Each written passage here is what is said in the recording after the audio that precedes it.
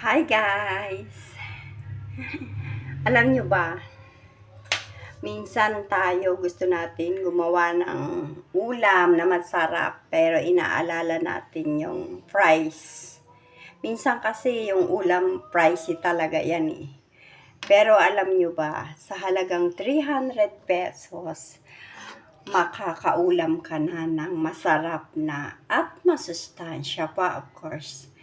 Ngayon, ang tawag dito is chicken with broccoli.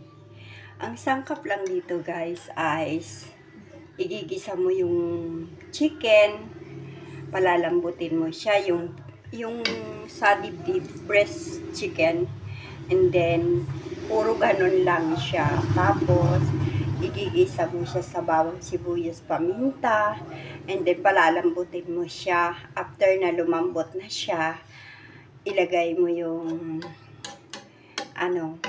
yung gulay. Pero dapat half cook lang yung broccoli. So, itong broccoli, sobra siyang masustansya.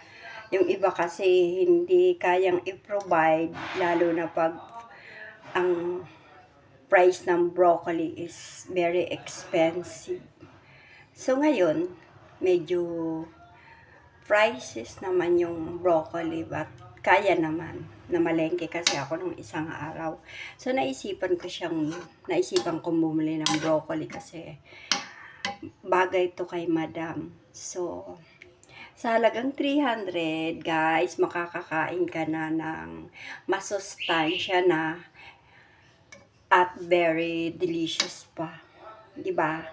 So, ano bang ginagawa niyo guys? Magluto na ng chicken with broccoli. May Nestle cream pala ito, syempre para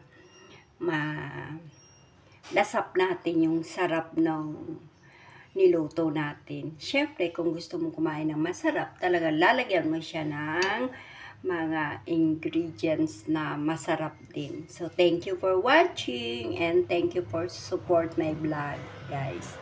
God bless all.